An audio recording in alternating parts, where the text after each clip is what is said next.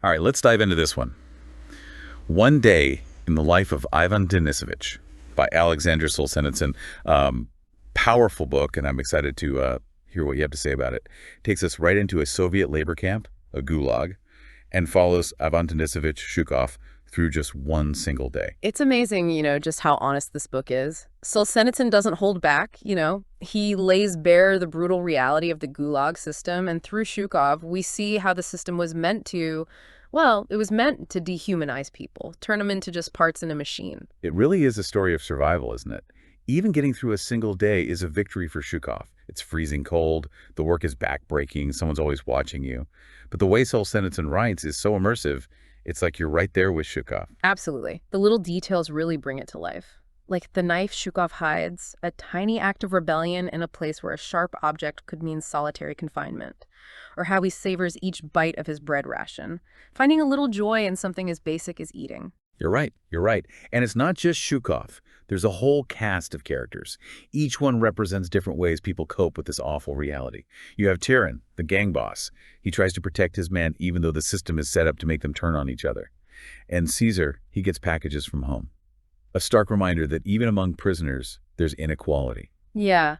And it's interesting to see how those relationships play out, like Shukov and Caesar. Caesar, with his extra privileges, highlights how unfair the system is.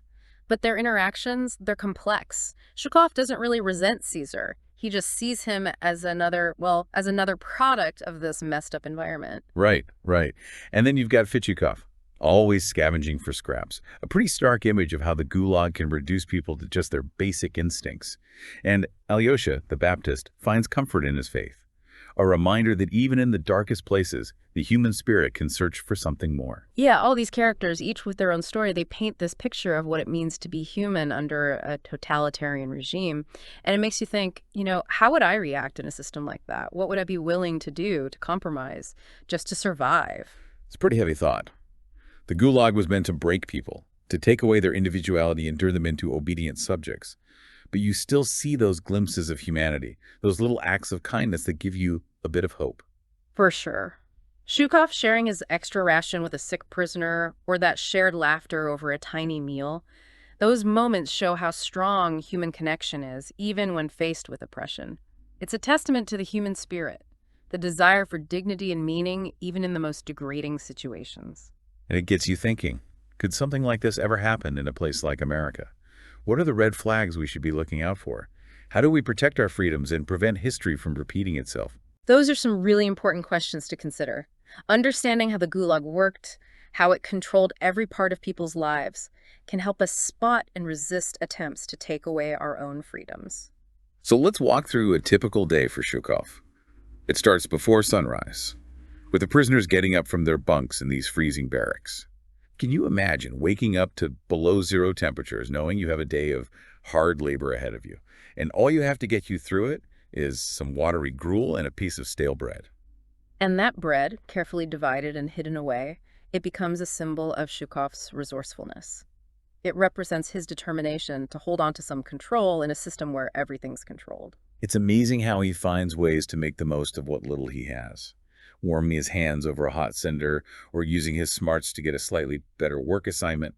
He's always thinking ahead, finding these little victories in a world that's trying to break him. Yeah. And that's what makes Shukov such a fascinating character. He's not a hero in the traditional sense. He's just a regular guy trying to get by in an extreme situation. And his ability to bounce back, to find moments of joy and meaning while suffering, says a lot about how resilient humans can be. And it's not like he's naive about his situation.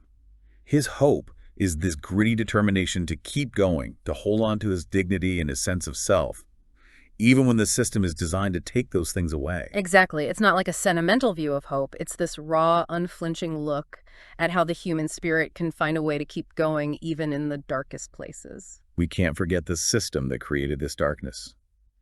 The Gulag was this huge network of forced labor camps, a tool to silence anyone who disagreed and keep control. Millions of people were imprisoned there, off for minor things or just because they were seen as a threat. A system built on fear and intimidation. They took away people's rights, turned them into numbers. The guards had all the power, and they could punish you for anything. The Gulag was like a mini version of the whole Soviet state, a terrifying example of what happens when power becomes absolute and nobody cares about individual freedom. And this isn't just ancient history. The themes in One Day in the Life of Ivan Denisovich, unchecked power, the importance of freedom, the resilience of the human spirit, these are timeless.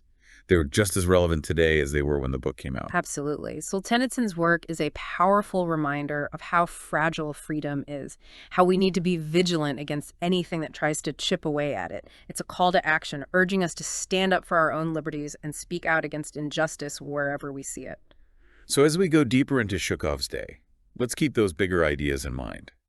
His struggle is a reflection of a much larger fight against oppression, a fight that's still going on around the world today. And let's pay attention to those moments of resistance, those little acts of defiance that show how strong the human spirit is, even against systems designed to crush it.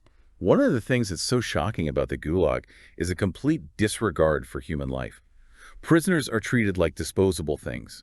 Their basic needs are ignored, their health and well-being sacrificed just to meet these arbitrary quotas. Yeah, and that disregard for life wasn't just for the prisoners. Even the guards, they were victims of the system too, forced to be brutal just to survive. The Gulag, it was like a poison. It affected everyone. Even those in charge became tools of oppression. The work itself, it was often pointless and exhausting. Shukov and the other prisoners spend their days laying bricks in the freezing cold, knowing that what they build will likely be torn down the next day. The work was absurd, and that, coupled with the constant threat of punishment, it was a deliberate tactic. They wanted to break their spirits, take away any sense of purpose or accomplishment. It just reinforced their hopelessness. But even in that, Shukov finds meaning. He's proud of the quality of his work, laying those bricks in a perfectly straight line, even in the worst conditions. That's where Shukov's character really shines through. He refuses to let the system completely dehumanize him. He finds ways to hold on to his dignity, his self-worth, even when surrounded by absurdity and oppression. It's a powerful reminder that even when things are really bad, we still have a choice in how we react. We can give in to despair, or we can find meaning and purpose even in the smallest things. That's right. And that choice, that act of defiance, is what defines Shukov. It's what makes him so inspiring. It's really something, how Shukov uses his skills to get by in the system. Like when he pretends to be a bricklayer, get a better work assignment, even though he's not. Oh, absolutely. That resourcefulness, it's essential to survival. Yeah. He gets the unwritten rules of the camp, the power dynamics between prisoners and guards. He knows how to make himself useful, how to stay out of trouble, and, well, how to use the system's flaws to his advantage. He's always watching too, isn't he? He picks up on little things others miss, like the guards' patrol patterns or the routines of the camp officials. It's almost as if he's constantly collecting information, trying to predict what'll happen next and stay a step ahead. Oh, yeah. It's a survival instinct, honed by years of living under threat. In the Gulag, knowledge is power, and Shukov's attention to detail gives him an edge. He's well aware that a wrong word, a careless move, could have really bad consequences. But it's not just about staying alive, is it? Shukov also finds ways to protect his inner self, his dignity, who he is. That's what makes his story so powerful. He refuses to become just another cog in the machine. He finds these small ways to assert his individuality, to hold on to some control over his life, even in the camp. Like when he hides a spoon. It's just a simple possession, but it represents a tiny bit of freedom in a world where everything is controlled. Exactly. Or how he takes pride in finishing his work quota, even though the work is pointless. These little acts of defiance, of self-preservation, are crucial to him staying sane. And then there are those moments of human connection, these brief glimpses of compassion that shine through in this harsh reality. You're thinking about the scene where he risks his own rations to get another serving of gruel for a sick prisoner. Yeah, that one. A selfless act. It reminds us that even in this dehumanizing place, empathy and kindness can still exist. It's these little acts of humanity that offer a glimmer of hope, not just for Shukov, but for us as readers too. They remind us that even in the face of oppression, the human spirit can endure. That even in the darkest places, there's still some light. But the system itself is relentless, isn't it? Yeah. It wants to crush any spark of individuality, any expression of freedom. They're constantly being watched, their movements restricted, their conversations monitored. The threat of punishment is always there. Oh, absolutely. And that punishment, it can be swift and brutal. A minor infraction could lead to solitary, a cut in rations, or even worse. The system is designed to instill fear and obedience, to break their will. The Gulag really is like a microcosm of totalitarian rule. It's a chilling example of what happens when the state controls every aspect of its citizens' lives. A stark warning about the dangers of unchecked power, the effects of fear and propaganda, and, well, the importance of protecting individual liberties. One of the things that struck me was how time seems to work differently in the Gulag. A single day can feel like forever, but the years just blend together in this monotonous cycle of work, hunger, and cold. That distortion of time, it's intentional. It's a tactic of the regime. Break down time into meaningless units, rob them of any sense of the future. It strips away hope and makes them more obedient. It's like they're stuck in this void, cut off from the outside world and stripped of their past and their future. Exactly. And that isolation, the feeling of being disconnected from everything that gives life meaning, that's one of the worst things about the Gulag. But even in this void, Zhukov finds ways to mark time. He counts the days, he anticipates the routines of the camp, he savors the little moments of joy that break through the monotony. Those little acts, finding rhythm and structure in this chaotic environment, it's essential to his survival. It helps him hold on to who he is, his sense of purpose, even when everything's against him. It reminds us that even when things are really tough, we can still create meaning and find beauty. We can choose to focus on those small things, those everyday joys that make life worth living. And that choice, that act of defiance, is what sets Zhukov apart. It's what makes him such a symbol of hope and resilience. One of the most moving parts of the book for me is when Zhukov just sits and eats his dinner. He describes it in such detail, savoring each bite, appreciating the warmth. It's a powerful reminder, isn't it? Even in a place of such deprivation, there's still space for gratitude. Zhukov finding satisfaction in the simplest human need says a lot about his inner strength and resilience. It's like he's taking back a piece of his humanity, asserting his right to enjoy simple pleasures, even in a world that's trying to deny him everything. Exactly. That reclaiming, finding beauty amidst the suffering, it's a testament to the human spirit. And that scene highlights the contrast between Zhukov's simple wants and the Soviet regime's big ambitions. They're fixated on building a utopia, while Zhukov's just focused on getting through today. That contrast is important to the book's message. It's not just criticizing the brutality of the Gulag, but also the ideology behind it. The book seems to say that true happiness isn't found in these big utopian plans, but in those simple, everyday moments. And those moments, the little acts of kindness, the glimpses of beauty, they're even more precious when experienced against a backdrop of suffering. As we keep going with Zhukov's day, let's pay attention to how he handles the social dynamics in the camp.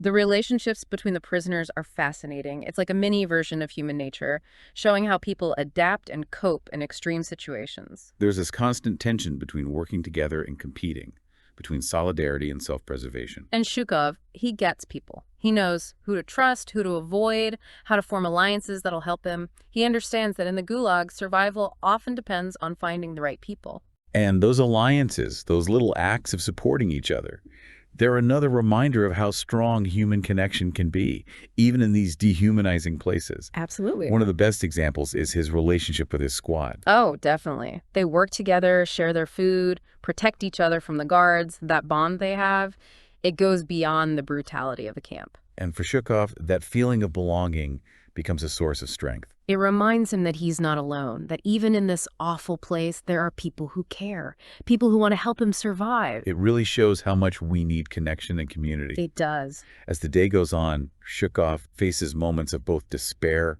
and little triumphs. He has setbacks, like when they find his knife and take it away. Losing that knife, it really hurts his sense of control. A reminder that punishment can come at any time. But then there are moments when he feels good, like getting a better work assignment or finding some extra food. Those little victories, those moments where he shows his resourcefulness, they're so important to him mentally. They keep that hope alive, the belief that even in this oppressive place, he can still have some control over his life. And it's those moments of hope, however small, that get him through the day. Right. They show how strong the human spirit is, our capacity for resilience and adaptation. They allow us to endure even the toughest situations. The workday finally ends. Zhukov and the other prisoners head back to the barracks, exhausted but relieved to have made it through another day. That evening meal, a thin soup and some stale bread, not much of a reward for a day of hard labor. True, But Zhukov still enjoys it. He appreciates the warmth and the break from the cold. He takes some time to think about the day, both the hardships and the little victories. And as he falls asleep, he knows tomorrow will be another struggle, another test. But he also knows he has the strength to endure it, to find meaning even in this place. His story really is incredible. It's a testament to the power of the human spirit, the ability to have hope and resilience, allowing us to get through even the darkest times.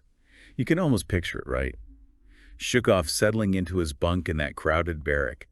The sounds, the smells, I bet the exhaustion just weighs down on him physically and mentally. Yeah, but there's a kind of peace in that exhaustion, don't you think? He made it through another day. He survived the dangers, got through the hard parts, and even found a few good moments. It really makes you think about the mental and emotional impact of living like that. How can you keep believing things will get better when every day is a fight just to exist? That's what this book is really about, isn't it? It's more than just what happens during a day in the Gulag. It's this exploration of what humans are capable of, how resilient we can be. And Solzhenitsyn doesn't try to make it prettier than it is. He shows us those really low points, times when Zhukov wonders what the point is, when he thinks about giving up. But then he also shows us how Zhukov pulls himself back from the edge. He focuses on the little things, the small comforts. The warmth of his food, the feeling when he finishes a task, the sense of community with the other prisoners. Those things become so important, they remind him that there's still something to live for.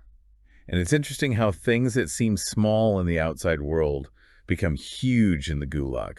A hot cup of tea, a little extra sleep, a cigarette someone snuck in. Those aren't just comforts anymore. They're like little rebellions, tiny victories against a system that tries to take everything away. Exactly. It's like refusing to be completely broken, holding on to some humanity in a system designed to crush it.